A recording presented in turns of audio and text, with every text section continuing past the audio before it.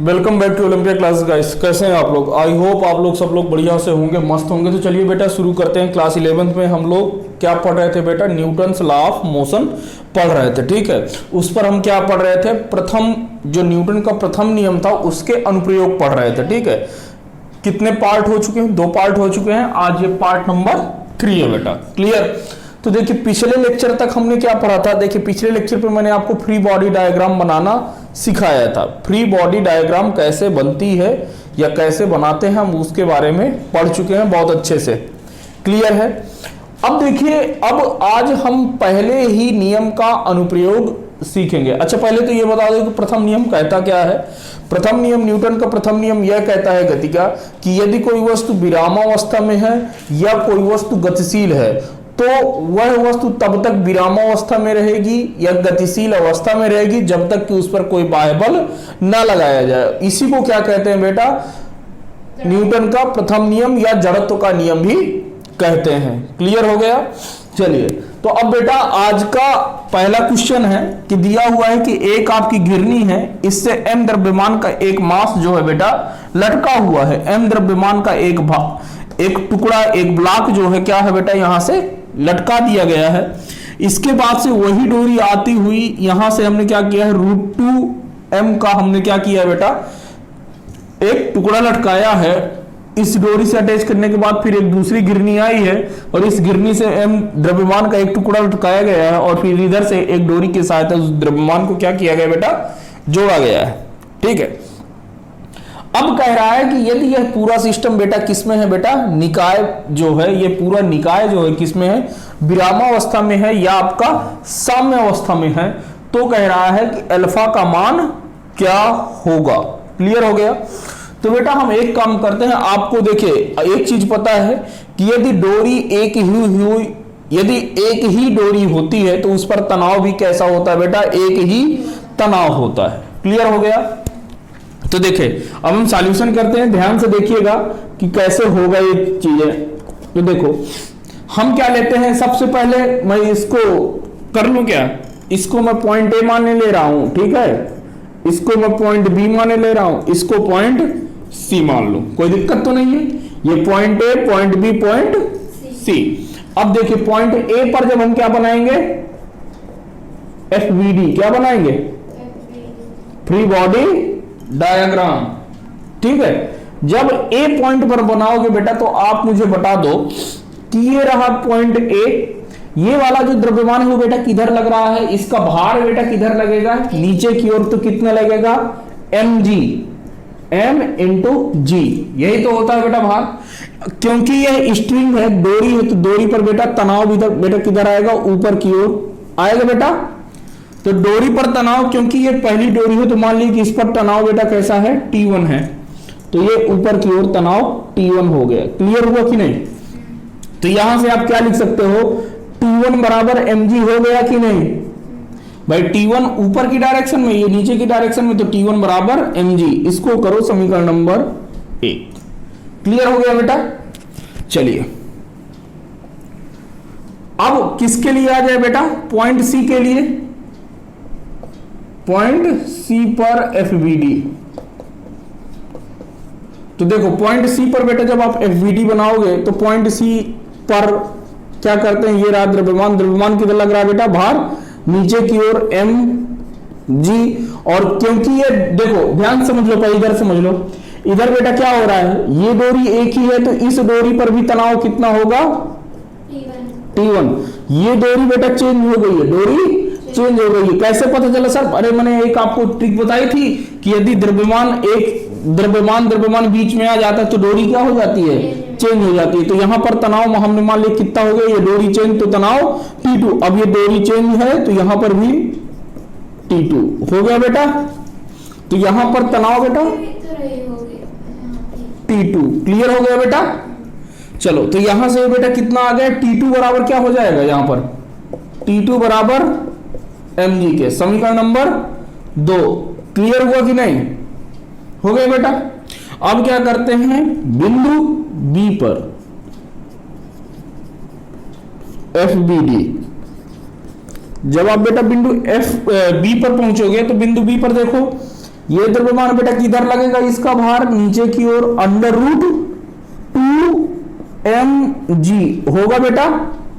चलो अब इधर पर तनाव बेटा ये किधर हो जाएगा, ये T1 हो जाएगा ना बेटा, तो ये T1 और ये इधर T2 होगा बेटा। अब इधर से मुझे यदि आप लोग बताओगे तो ये अल्फा एंगल बना रहा है और ये भी अल्फा, इधर देख लो ये अल्फा बना रहा है और ये भी अल्फा, तो इधर से देखोगे तो T1 का ये वाला कंपोनेंट ऊपर वाला कितना आ जाएगा, T1 cos अल्फा आएगा बेटा, और ये वाला एक कंपोनेंट आ जाएगा T1 sin अल्फा आएगा। इधर से T2 को यदि देखोगे तो T2 का एक कंपोनेंट ये आ जाएगा T2 sin अल्फा, और ये इधर ऊपर की ओर आ जाएगा क्या, T2 cos अल्फा। क्लियर हो गया बेटा। अब इधर से x और y के डायरेक्शन पे आप लोग लिख लोगे तो देखो यहां से ध्यान से देख लो तो चीजें क्लियर हो जाएंगी बेटा। कैसे क्लियर होंगी, देखो यहां से T1 देखो ये ऊपर की ओर है ना, T1 cos अल्फा और T2 cos अल्फा बेटा दोनों ऊपर की ओर है, तो दोनों क्या हो जाएंगे, जुड़ जाएंगे, एक ही दिशा में है, तो T1 cos अल्फा बिल्कुल T2 cos alpha is equal to under root of 2mg है बेटा, है कि नहीं है। अच्छा यहां से यदि आप देखो तो T1 और T2 की वैल्यू बेटा कितनी है, आप मेरे को बता दो, दोनों mg और mg हैं, तो ये कितना हो जाएगा, mg cos अल्फा, ये mg cos अल्फा, मतलब 2mg cos अल्फा, तो मैं इसे लिख दूं 2mg cos alpha is equal to under root 2mg। बेटा mg से mg मार दूं, मार दिया तो बेटा ये cos अल्फा बराबर कितना बचा बेटा, 2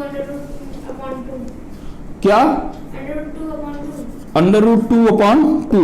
बेटा रूट 2 को मैं ऊपर नीचे मल्टीप्लाई कर दूंगा तो कितना हो जाएगा, रूट 2 से कैंसिल, यानी cos अल्फा बराबर बेटा कितना आ गया, 1/√2, तो अल्फा बराबर कितना आ जाएगा 45, क्योंकि cos 45 की वैल्यू है कितनी, 1/√2।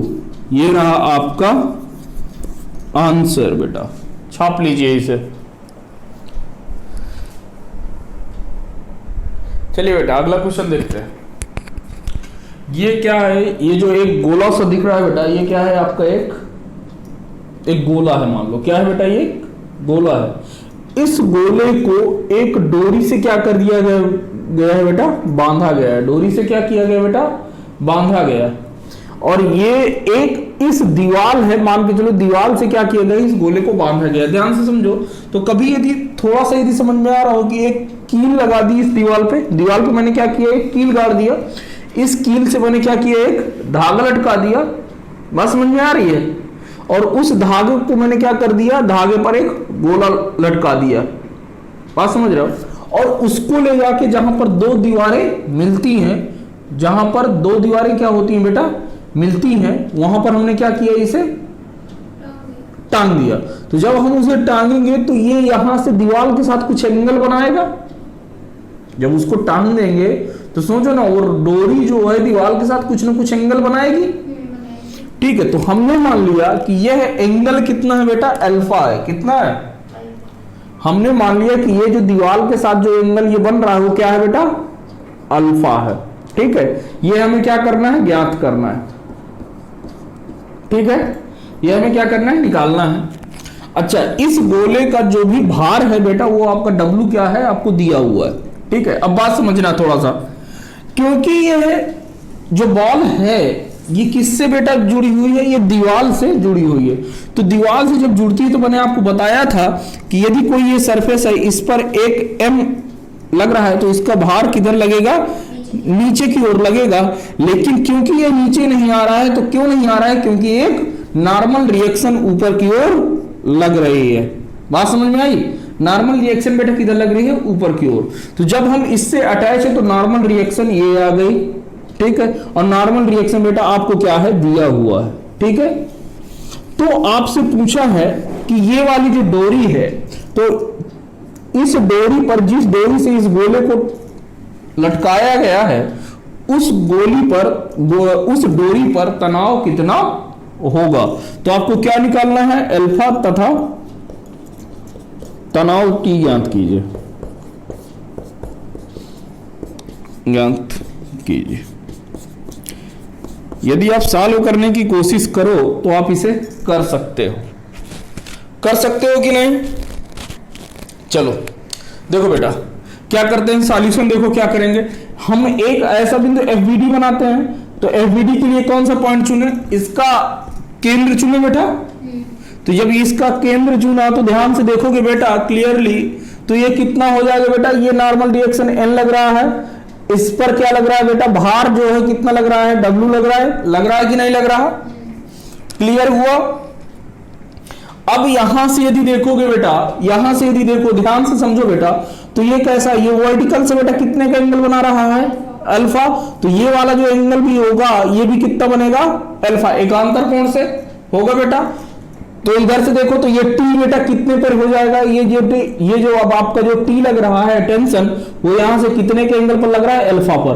तो ये कितना हो जाएगा, ये वाला कंपोनेंट टी cos अल्फा, और ये बेटा कितना हो जाएगा टी sin अल्फा। ये क्लियर हुआ, ठीक है बेटा। तो बस कुछ नहीं, आपको x कंपोनेंट और y कंपोनेंट को क्या बता देना है बेटा, ये किस पर है। अच्छा ये आपका जो है ना साम्य अवस्था, निकाय किसमें है, साम्य अवस्था में।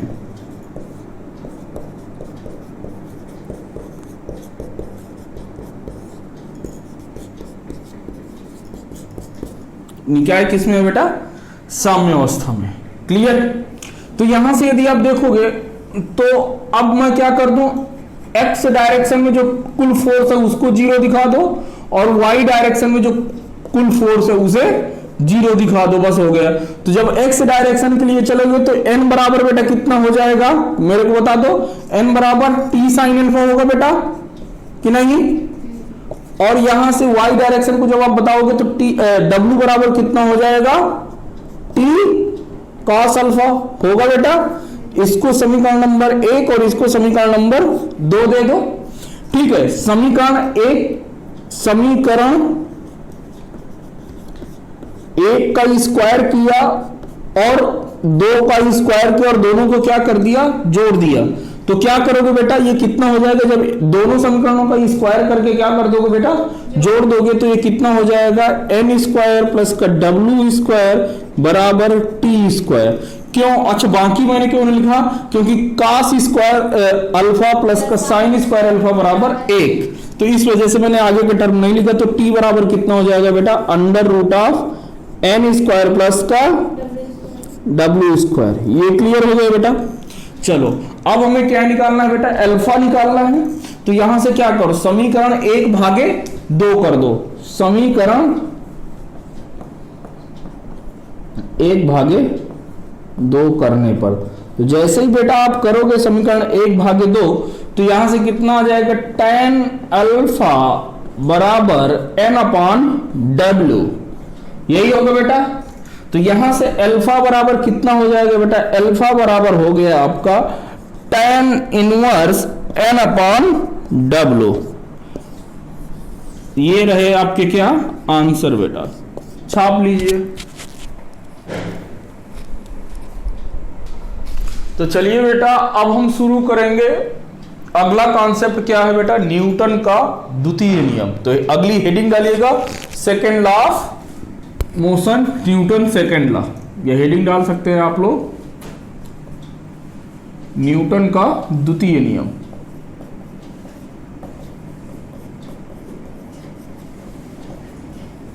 न्यूटन का द्वितीय नियम क्या कहते हैं इसे, second law of motion. Clear हो गया बेटा।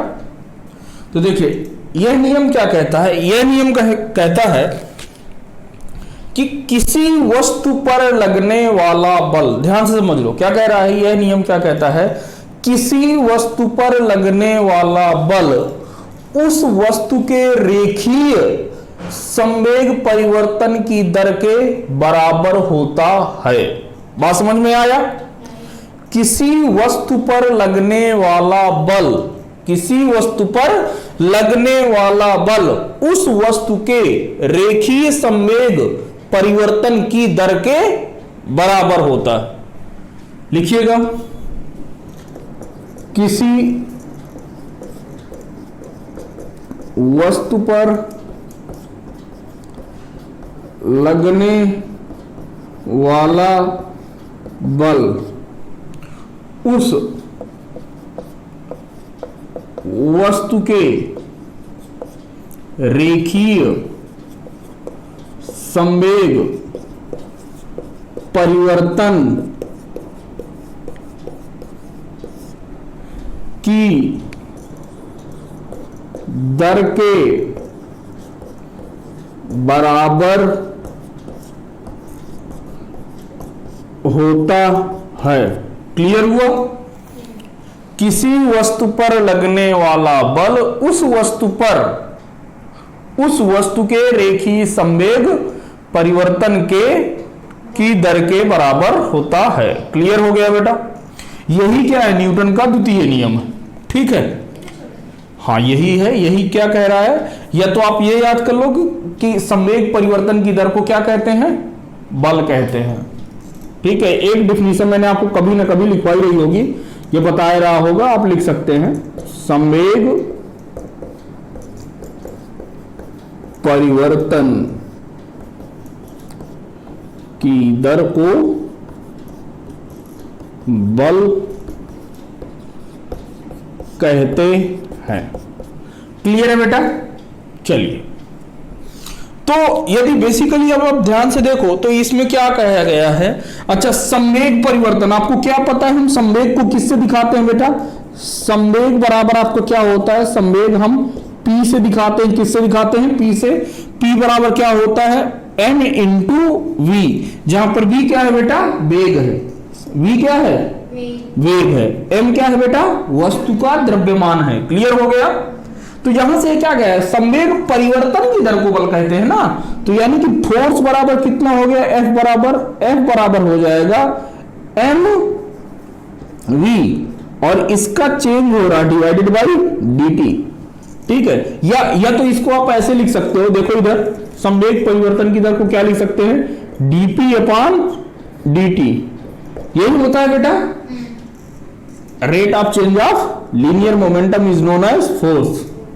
क्लियर? तो ये dp बेटा कितना है? m into v. तो d तो इसे ही रहा, ये क्या हो गया? m into v. और v भी क्या है बेटा? आपकी सदिश राशि है, क्योंकि वेग कैसा है बेटा? सदिश राशि है। मोमेंटम भी कैसा है आपका? सदिश राशि है। क्लियर है? तो dv बाई dt। क्लियर हुआ? पहले बात सुनिए, संवेग एक ऐसी राशि है, सदिश राशि है। तो सदिश राशि है तो उसके ऊपर क्या लगेगा? वेक्टर लगेगा ना। बस यही तो बात है। चलो बेटा, ये क्लियर हुआ कि नहीं? चलिए, तो यदि हम इनका अलग अलग करें तो ये फोर्स बराबर कितना हो जाएगा? फोर्स बराबर हो जाएगा m तो कांस्टेंट है, m क्या है? कांस्टेंट है, dv अपॉन dt हो गया बेटा प्लस। अच्छा, इसका हम पार्शियल डिफरेंशिएशन क्या कर रहे हैं? क्या कर रहे हैं? अच्छा, यहां पर लिख लीजिएगा, आंशिक अवकलन करने पर क्या करेंगे? हाँ, इसके नीचे मतलब इसके ऊपर वाली लाइन पर लिख लीजिएगा, इसको लिखने से पहले आंशिक अवकलन करने पर।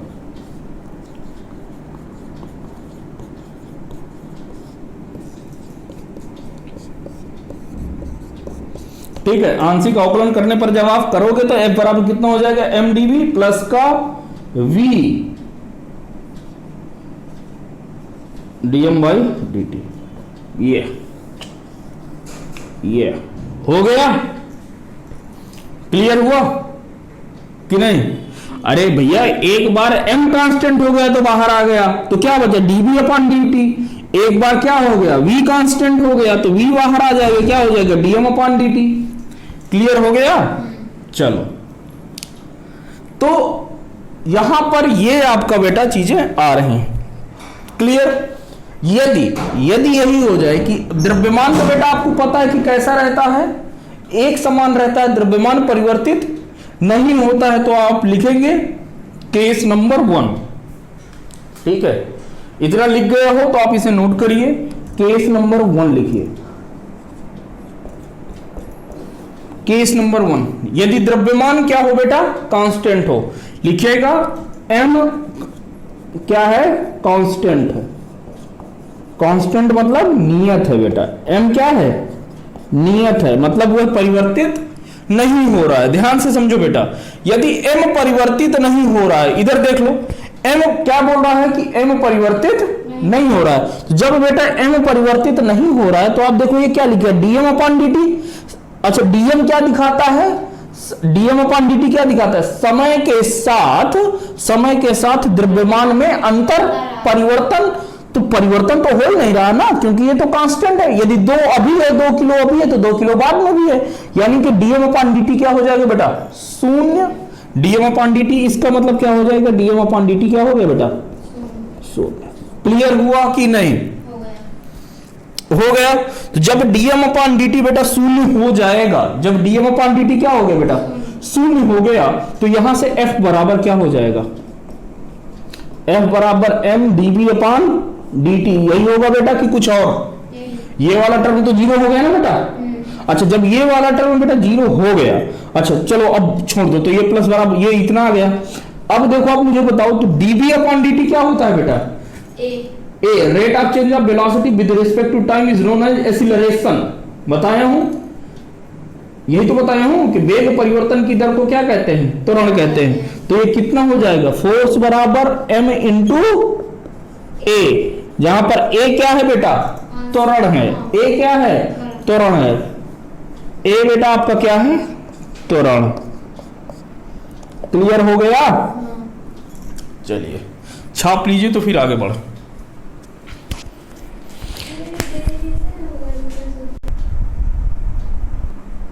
चलिए बेटा इसका एक एग्जांपल देखिए, बहुत आसान है, 2-3 एग्जांपल देखते हैं फिर अगले केस पर चलेंगे।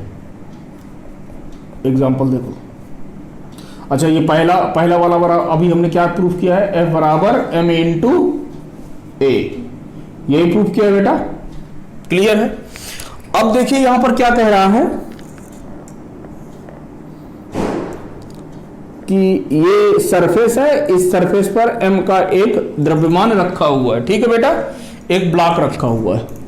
इस ब्लॉक को F बल लगा करके बेटा इसे क्या किया जा रहा है, खींचा जा रहा है। तो आपको पता है कि जिस डायरेक्शन में बेटा क्या लगता है, फोर्स लगता है, जिस डायरेक्शन में क्या लगता है, फोर्स लगता है, यानी कि बल लगता है, उसी डायरेक्शन में क्या आता है बेटा, त्वरण आता है, यानी कि एक्सीलरेशन आता है। बात क्लियर हुई, जिस डायरेक्शन पर आपका बल लगेगा उसी डायरेक्शन में आपका त्वरण आएगा। ये बात आंख का नाक गला मुंह आंख जो खोल के सुन सकते हो सुन लो, ठीक है ना, बात समझ में आया। तो यहां पर आप क्या लिखोगे, आप ये लिखोगे, या नोट करके लिखना चाहो तो लिख सकते हो, नोट डाल के लिख लो कि जिस डायरेक्शन में फोर्स होता है, यही बात, जिस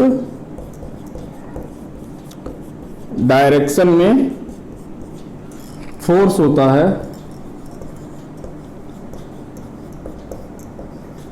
है उसी दिशा में क्या होता है, त्वरण होता है, एक्सीलरेशन होता है, जो लिखना चाहो।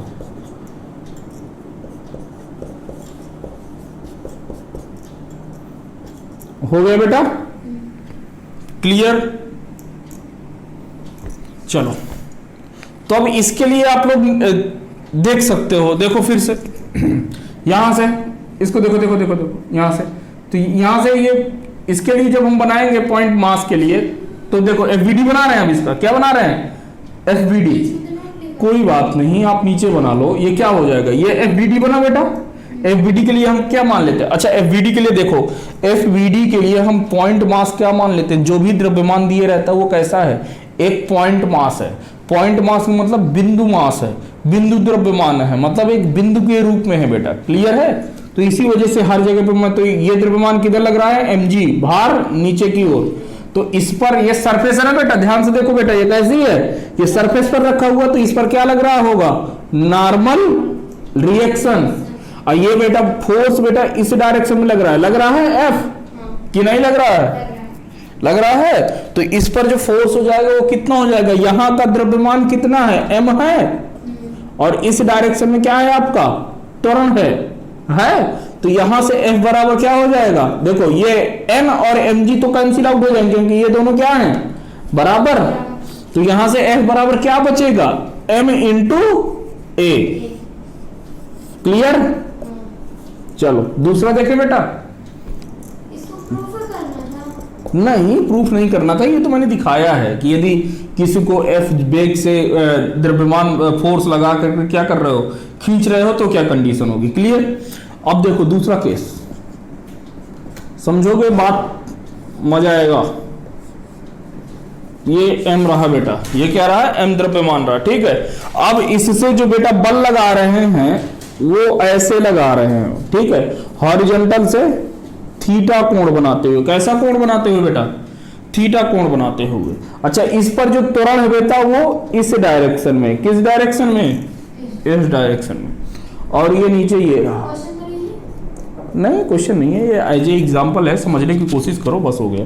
तो देखो जब इधर से देख लो, एक मिनट बेटा, एक मिनट पहले इधर देख लो, आपने जमीन पर बेटा क्या रख दिया है, एक एम द्रव्यमान का टुकड़ा रख दिया है। क्या रखा है, टुकड़ा रखा है, और उस टुकड़े को आपने रस्सी की सहायता से आप ऐसे खींच रहे हो ऊपर की ओर, तो वो कुछ एंगल बनाएगा बेटा। मान लिया कि एंगल कितना है बेटा, थीटा है। अच्छा तो ध्यान समझो, जब आप उसको खींचोगे तो वो किधर आ रहा है बेटा, आगे की ओर आगे आएगा। बस समझ लो, जब वो आगे आएगा बेटा तो उस पर त्वरण भी किस डायरेक्शन में लग रहा है, आगे की ओर। ध्यान से समझ लेना। तो अच्छा, तो इस एफ के बेटा कितने कंपोनेंट बन जाएंगे, मैं इसको पॉइंट मास मान के इसका द्रव्यमान नीचे लगा दे रहा हूं, और इसके क्योंकि ये सतह पर है तो सतह के कारण इस पर नॉर्मल फोर्स बेटा ऊपर की ओर लगेगा, लगा दिया। अच्छा, ये जो बल है बेटा, तो ये बल के दो कंपोनेंट आएंगे, एक इस डायरेक्शन में कितना आ जाएगा, एफ कॉस थीटा आएगा बेटा, ये कितना आ जाएगा, एफ कॉस थीटा। क्लियर हुआ बेटा कि नहीं। और एक इसके परपेंडिकुलर आएगा, कैसा, एफ साइन थीटा। अच्छा, तो यहां से एन और ये सब एक दूसरे को बैलेंस कर लेंगे, हमें मतलब सिर्फ इससे, क्योंकि डायरेक्शन इस डायरेक्शन में बेटा आपको क्या लग रहा है, त्वरण लग रहा है, द्रव्यमान एम है, तो यहां पर बेटा फोर्स बराबर कितना हो जाएगा, एफ कॉस थीटा। फोर्स बराबर क्या हो जाएगा, एफ कॉस थीटा। भाई इस डायरेक्शन में कितना फोर्स लग रहा है, किसके कारण ये आगे आ रही है, ये आगे किसके कारण आ रही है, ये जो वस्तु आप खींच रहे हैं किसके कारण आ रही है, फोर्स, वो भी कौन सा, एफ कॉस थीटा वाला। एफ साइन थीटा के कारण वस्तु इधर आपकी तरफ ना करके कहां जाएगी, ऊपर की ओर। कभी कभी आप देखोगे तो यदि कोई खिलौने को आप तेजी पकड़ खींचो तो कभी वो थोड़ा सा आगे से ऊपर उठ जाता है। ऐसा क्यों होता है, क्योंकि एफ साइन थीटा वाला कंपोनेंट ज्यादा हावी हो जाता है। बात समझ में आई। तो ये तो एफ कॉस थीटा बराबर कितना हो जाएगा, एम इंटू ए। बात समझ में आ गई।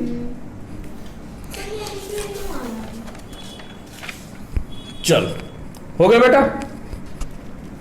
अच्छा, मैं आपको एक चीज ये तो मैं शायद लिखवा ही चुका हूं कि पहला पॉइंट ये हो गया ना, इसको पहले नोट कर लो आप। दूसरा पॉइंट बेटा इसी पर, केस नंबर नहीं है, केस में पहला पॉइंट क्या था, एफ बराबर एम इंटू ए। अब दूसरा पॉइंट हो जाएगा क्या, जब आपको यदि द्रव्यमान निकालना हो तो द्रव्यमान बराबर क्या हो सकता है। देखो आपने यहां पर क्या लिखा था, एक मिनट, एफ बराबर क्या लिखा था, एम इंटू ए वेक्टर, यही लिखा था बेटा कि नहीं लिखा था। तो ये कितना हो जाएगा, यहां से द्रव्यमान निकालोगे तो कितना हो जाएगा, द्रव्यमान बराबर फोर्स अपॉन एरिया वेक्टर। अच्छा, इसको मैंने बताया था कि एरिया वेक्टर के रूप में लेकर ना लिख करके किसके रूप में लिखना है, मॉड के रूप में। तो लिखिए, तो देखो मैंने बताया था कि इसका क्या ले लेते हैं, मैग्नीट्यूड लेते हैं, क्योंकि द्रव्यमान आपका सदिश राशि नहीं है, द्रव्यमान कैसी है, अदिश राशि है। तो इस वजह से यहां पर ये वाला मैंने बताया था कि ये वाला सत्य नहीं है। क्या लिख सकते हैं, एम बराबर magnitude of F divided by magnitude of A. अब बात समझ में आई। तो ये वाला आपको लिखना है। तो दूसरा पॉइंट ये हो गया, ठीक। हाँ, सेकेंड पॉइंट। तीसरा पॉइंट, यदि f बराबर आपका दिया हुआ है x डायरेक्शन में एफ एक्स आई कैप प्लस का y डायरेक्शन में एफ वाई जे कैप, ठीक है, जेड डायरेक्शन में भी हो सकता है, लेकिन जेड डायरेक्शन को मैं नहीं दिखा रहा हूं। क्लियर हुआ बेटा? और यदि आपका द्रव्यमान m कैसा है बेटा? आपका कांस्टेंट है। कैसा है? कांस्टेंट है। तो फोर्स बराबर आप क्या लिख सकते हो? सॉरी, त्वरण बराबर क्या लिख सकते हो? त्वरण ए बराबर आप मेरे को बताओ क्या लिख सकते हो? Fx अपॉन m आई कैप प्लस का Fy अपॉन m जे कैप। क्यों? क्योंकि त्वरण बेटा कैसी राशि है? सदिश राशि है, इस वजह से ये ऐसे आया। अच्छा, हम मान लेते हैं कि Fm बाई एक्स ये Ax के रूप में है, तो ये Ax आई कैप प्लस का Ay जे कैप। क्लियर? ये तीसरा पॉइंट आप लिख लीजिए।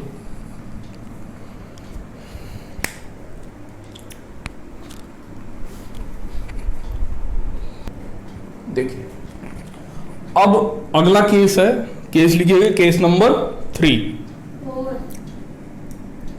अरे अब केस डालो ना, केस नंबर 2 डालो इसे। केस नंबर पहला दूसरा, वो पहले दूसरे तीसरे पे हो गए थे, पहले वाले पे ही, पहले वाले के अंदर ही थे। ये अब दूसरा वाला है केस। ठीक है, बात समझ में आई? वो पहले वाले के अंदर थे जो भी थे, अब ये दूसरा वाला केस कह रहा है। क्या कह रहा है कि यदि किसी वस्तु पर लगने वाला बल कैसा हो बेटा? शून्य हो। बात समझो बात को। यदि किसी वस्तु पर लगने वाला बल कैसा हो बेटा? शून्य हो, तो उस दिशा में रेखीय संवेग कैसा होता है? नियत होता है। कैसा होता है? नियत होता है। बात समझ में आई? क्या कह रहा है? यदि किसी वस्तु पर लगने वाला बल कैसा है? शून्य है, तो उस वस्तु पर उस दिशा में उसका रेखीय संवेग कैसा होता है? नियत रहता है। तो लिखिएगा, यानी कि यदि मैं लिख दूं कि F बराबर क्या था आपका, यहां समझो, ये क्या था? dp अपॉन dt था, और मैं इसको क्या कह रहा है कि ये शून्य है बेटा। फोर्स कैसा है? शून्य है। यानी कि ये शून्य है, तो इसका क्या मतलब हुआ कि जो P में, यानी कि संवेग में परिवर्तन है, वो संवेग में परिवर्तन नहीं हो रहा है। इसका मतलब क्या हुआ कि जो संवेग पहले था वही संवेग क्या है? अभी भी है। यानी कि संवेग में परिवर्तन नहीं हो रहा है। संवेग बेटा आपका कैसा है? नियत है। तो यानी कि P फाइनल मतलब is equal to P initial, प्रारंभिक संवेग माइनस का अंतिम संवेग। इसका मतलब यह है। क्लियर हुआ? इसको आप यदि शब्दों में लिखना चाहें तो लिख सकते हैं कि यदि किसी वस्तु पर लगने वाला बल शून्य है, तो इस वस्तु पर रेखीय संवेग नियत होगा। रेखीय संवेग नियत होगा। इसी को क्या कहते हैं? संवेग संरक्षण का नियम। कि संवेग कैसा रहता है? संवेग संरक्षण का नियम क्या होता है कि अंतिम संवेग और प्रारंभिक संवेग क्या हो जाए बेटा? बराबर हो जाए। यही संवेग संरक्षण का नियम है। यही संवेग संरक्षण का नियम है। Law of conservation of linear momentum, English में लिखना चाहो तो लिख सकते हो। Law of conservation of linear momentum. Clear?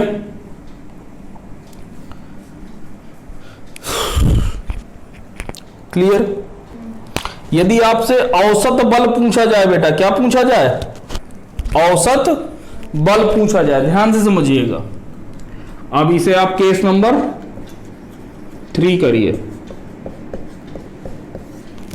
यदि आपको क्या निकालना हो, औसत बल या एवरेज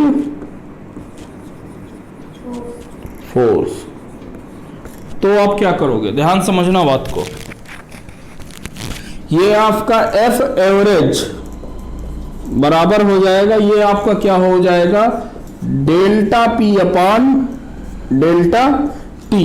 डेल्टा पी अपान डेल्टा टी का मतलब क्या है, संवेग परिवर्तन बटे उस संवेग के परिवर्तन होने में कितना परिवर्तन हो रहा है, कितने समय में परिवर्तन के। बात समझ में आई? तो ये कितना हो जाएगा, पी फाइनल माइनस का P initial divided by delta T. Clear कि नहीं? अच्छा, यदि यहां से मैं कह दूं कि द्रव्यमान कैसा है बेटा, आपका कांस्टेंट है, नियत है, लिखिए यदि द्रव्यमान नियत है, द्रव्यमान कैसा है, नियत है, m कैसा है, कांस्टेंट है। बात समझो, बात को यहां से समझना। ये बेटा आपका एफ एवरेज बराबर, अच्छा ये P बराबर क्या होता है बेटा, m इंटू बी, यही तो होता है, ये आपको पता है ना। संवेग बराबर क्या हो, द्रव्यमान गुणे वेग। तो यहां से मैं इसको क्या लिख सकता हूं, P फाइनल की जगह पे m, तो B फाइनल माइनस का m V initial divided by, इसको मैं डेल्टा टी कर लूं, बाई डेल्टा टी मतलब परिवर्तन ही है, ठीक है। तो इसको मैं क्या लिख सकता हूं, m अपान डी टी, ये क्या हो जाएगा, V फाइनल माइनस का V इनिशियल। अच्छा, V फाइनल माइनस का V इनिशियल बेटा क्या होता है, ये वेक्टर क्वांटिटी है ना बेटा, वेग कैसी है, वेक्टर क्वांटिटी है। तो vector A minus vector B बेटा कितना होता है, इसको मैं ऐसे लिख सकता हूं, m अपान डी टी, इसको मैं क्या लिख सकता हूं, V फाइनल का स्क्वायर प्लस का V इनिशियल का स्क्वायर माइनस का 2VF VI cos थीटा, जहां पे थीटा क्या है, theta is the angle between V final and V initial. बात समझ में आई कि जहां पर थीटा क्या है, थीटा V फाइनल व V इनिशियल के मध्य बना कोण है। अच्छा, ये पावर, ये कर दो ना, ये पावर भाग कितना हो जाएगा, 1/2, यही होता है ना। अरे भाई R बराबर अभी तक क्या लिख सकते हैं, अंडर रूट ऑफ, तो वही ये लिखा हुआ है, छापो इसे।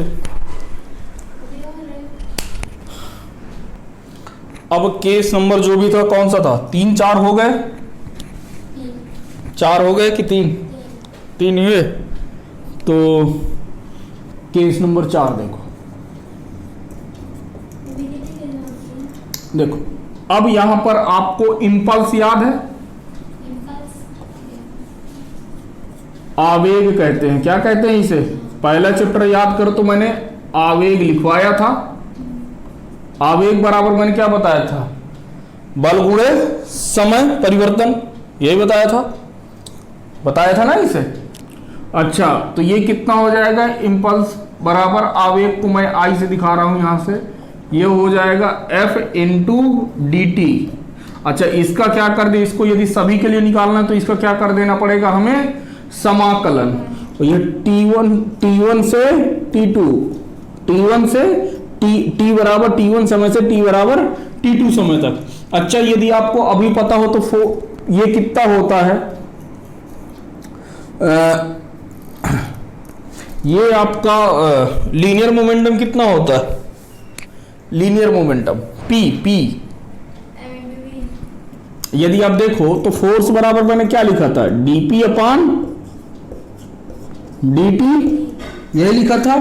तो यहां से देखोगे तो dP कितना हो जाएगा, dP बराबर F इंटू डी टी। ये क्या वही लिखा है, ये वही लिखा है कि नहीं लिखा है, F इंटू डी टी।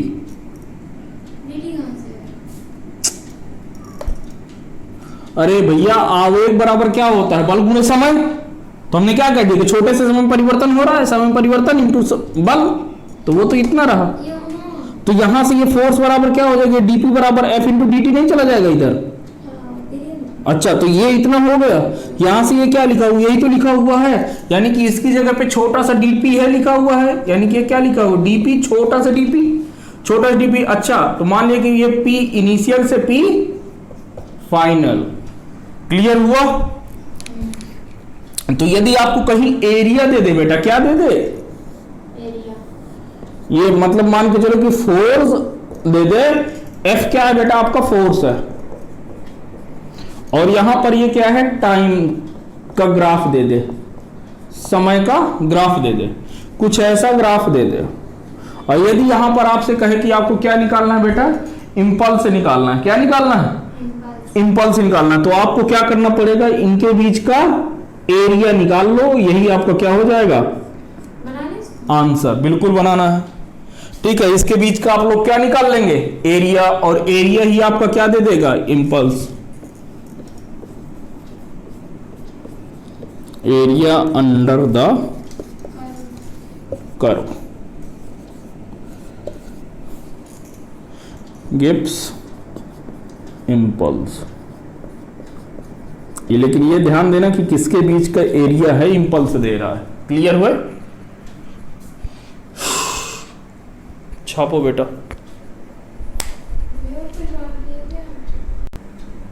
यदि कह दे कि m वेरिएबल है, m कैसा है, वेरिएबल है, m नियत नहीं है, m चर है, m जो है कैसा है, वेरिएबल है, या जो भी आपको निकाय दिया हुआ है, निकाय कैसा है आपका, वेरिएबल मास सिस्टम है, कैसा है, वेरिएबल मास सिस्टम। निकाय जो है, निकाय में बेटा उसमें जो द्रव्यमान है वो कैसा है बेटा, वह असमान है, वह बार बार क्या हो रहा है बेटा, परिवर्तित हो रहा है। तो अभी तक F बराबर आपने क्या लिखा था, तो फोर्स बराबर क्या हो जाएगा, m dv अपान dt प्लस का v dm अपान dt। ये अभी तक ये वाला टर्म क्या हो जाता था बेटा, जीरो हो जाता था, dm अपान dt। अब ये वाला टर्म जीरो नहीं होगा। क्लियर हुआ। चलिए, तो अब हम इसके क्या कर रहे हैं, एप्लीकेशन, किसके, न्यूटन्स के सेकेंड लॉ के एप्लीकेशन करते हैं बेटा। छापो, इसे करना शुरू करते हैं। चलिए बेटा, तो अब हम क्या करते हैं, न्यूटन के द्वितीय नियम के क्या करेंगे बेटा, अनुप्रयोग करते हैं, और इस पर 2 क्वेश्चन करने के बाद आज के लेक्चर को हम लोग क्या करेंगे बेटा, कंप्लीट करेंगे। ठीक, तो इस पर देखो क्या है कि ये जो पहला क्वेश्चन लेते हैं, ठीक है, एग्जाम्पल नंबर 1।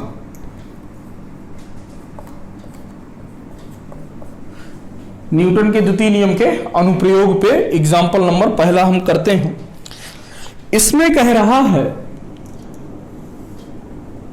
कि ये एक सतह पर दो एम द्रव्यमान के 2 टुकड़े रखे हुए हैं। इन टुकड़ों को आपस में रस्सी की सहायता से जोड़ा गया है, और इस पहले वाले टुकड़े पर, इस पर हम F फोर्स लगा करके इसको खींच रहे हैं।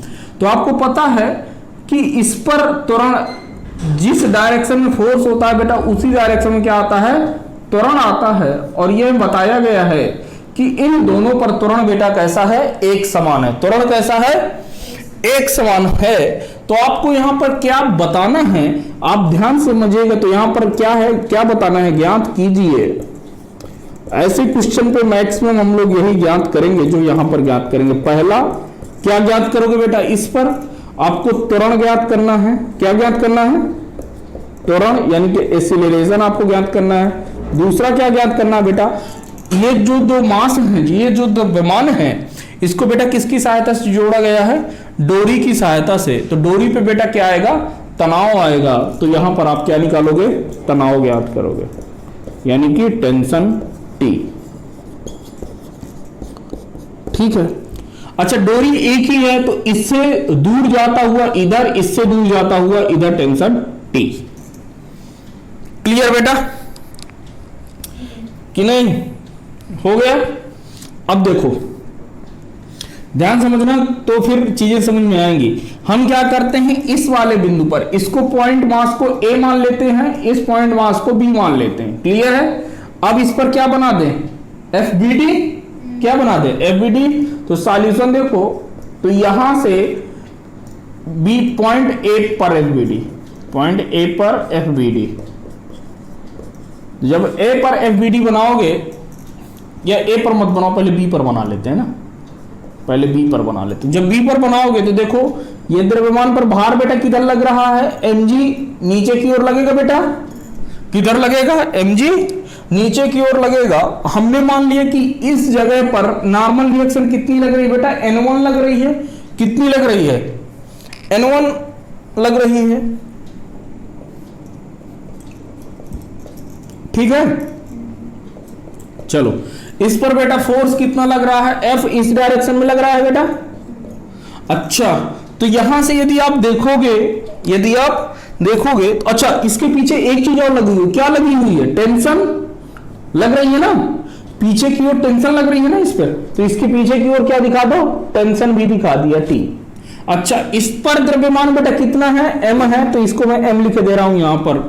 ठीक है, अच्छा इस पर त्वरण कितना लग रहा है बेटा, ए लग रहा है, तो ये ए मैंने इस डायरेक्शन में दिखा दिया। अच्छा, यहां ध्यान समझो, ये m1 और mg आपस में क्या है बेटा, बराबर हैं, हटा दो कोई बात नहीं।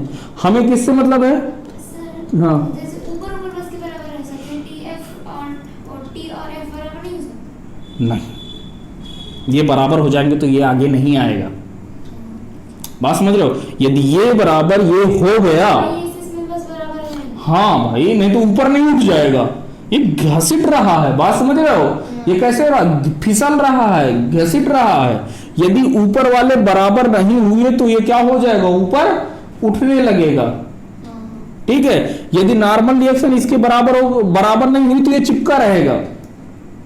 ठीक है, यदि हमने फोर्स बढ़ाया तो कभी कुछ ऐसा हो जाएगा कि ऊपर उठ जाएगा। तो हमें तो किससे मतलब है, इस वाले से, कि ये घसीटे। तो जब घसीटेगा तो फोर्स और ये टेंशन कभी भी बराबर नहीं होंगे। ठीक है ना। अच्छा, तो यहां से देखो तो कितना आ जाएगा, F माइनस का T होगा बेटा, F इस डायरेक्शन में, T विपरीत दिशा में। अच्छा, ये बराबर किसके हो जाएगा, मास यहां पर कितना है बेटा, M है, M इंटू A। क्लियर, ये तो इसे M1 कर दो बेटा, क्या कर दो, M1 कर दो। द्रव्यमान M1 है ना, ये मैं इसको ये M2 और ये M1 है। ठीक है, M1 करो इसे। ठीक है, तो ये M1G जो भी है, तो ये कितना हो जाएगा, M1 इंटू A। क्लियर, चलो अब इसके लिए चलते हैं, दूसरे वाले के लिए। दूसरे वाले के लिए यदि आप देखोगे तो कितना आ जाएगा, हाँ बिंदु 1 पर, हाँ समीकरण नंबर 1 दे दो, बिंदु A पर। जब आप बिंदु A पर देखोगे तो ध्यान से देखो, ये M2 है ना बेटा, है, इस पर भार किधर लगेगा, नीचे की ओर, M2G। नॉर्मल रिएक्शन मान लिया कितनी है, N2 है, ये तो इससे मतलब तो है नहीं, हमें हटा दो। टेंशन बेटा कितना आ रहा है इस डायरेक्शन में, T। और कुछ लग रहा है क्या इस बिंदु पर, त्वरण इस डायरेक्शन में, कुछ और लग रहा है, नहीं लग रहा है। अब यदि आप देखो तो T बराबर किसके है, T बराबर हो जाएगा M2 A के, होगा कि नहीं, ये समीकरण नंबर 2। इसकी वैल्यू यहां पर पुट करो, आंसर निकालो, कितना आ रहा है, A बराबर आ रहा है, A बराबर समीकरण नंबर 1 व 2 से, समीकरण 1 व 2 से जब आप सॉल्व करोगे, एक की वैल्यू यहां पर रख के और इसको इधर ला के सब कुछ बराबर करोगे तो A बराबर कितना हो जाएगा, F अपान M1 प्लस का M2, यही होगा।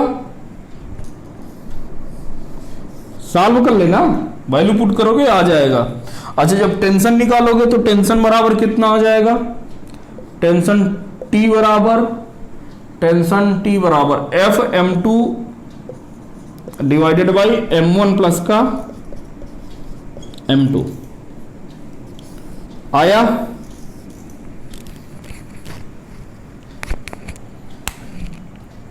चलिए छापिए इसे, अगला क्वेश्चन करते हैं। देखो बेटा, ये एक सतह दी हुई है, इस सतह पर एक द्रव्यमान m1 है और एक द्रव्यमान m2 रखा हुआ है। इन दोनों द्रव्यमानों को एक डोरी से क्या कर दिया गया है बेटा? जोड़ा गया है। तो यदि डोरी से जोड़ा गया है तो इस डोरी पर तनाव T आ गया। क्लियर आ गया? अच्छा, मैंने आपको बताया था कि जिस दिशा पे बल रहता है उसी दिशा पर क्या आता है? त्वरण आता है। तो इसमें कौन सा बल अधिक है? F1 अधिक है। ये एक छोटा सा बच्चा इधर से घसीट रहा है, मान लो इधर से एक बड़ा सा बच्चा घसीट रहा है, तो ये किस तरफ आएगा? जो आगे की तरफ आएगा, पीछे की तरफ तो जाएगा नहीं ना। पीछे की तरफ कब जाता? जब F2 बड़ा होता। तो यानी कि त्वरण आपका इस दिशा में आ रहा है। बात क्लियर हुई? ठीक है, तो आपको क्या निकालना है? त्वरण निकालना है और तनाव निकालना है। चलो देखते हैं फिर से। इसको पॉइंट ए मान लिया हमने, इसको पॉइंट बी मान लिया। सॉल्यूशन देखो, आंसर आ गया पॉइंट बी पर FBD। जब पॉइंट बी पर FBD बनाओगे तो द्रव्यमान कितना है? m1 दिखा दो इसे, m1 नीचे की ओर लगेगा तो m1 जी। नॉर्मल रिएक्शन मान लिया कि n1 है, इससे हमें मतलब है ही नहीं। ये फोर्स इधर F1 लग रहा है, अच्छा तो इधर ये कितना लग रहा है? टेंशन भी तो लग रहा है T। पीछे डायरेक्शन में देखो ना, टेंशन T लग रहा है बेटा, ये m1 है। अच्छा, इस डायरेक्शन में त्वरण भी तो है A। तो यहां से पहला क्या बनेगा बेटा? पहली रिएक्शन क्या बनेगी? F1 माइनस टी बराबर m1 इंटू A, यही बनेगा समीकरण नंबर 1। अब बेटा पॉइंट किसके लिए? पॉइंट A पर FBD। जब आप पॉइंट A पर देखोगे तो इधर देखो कितना आ जाएगा।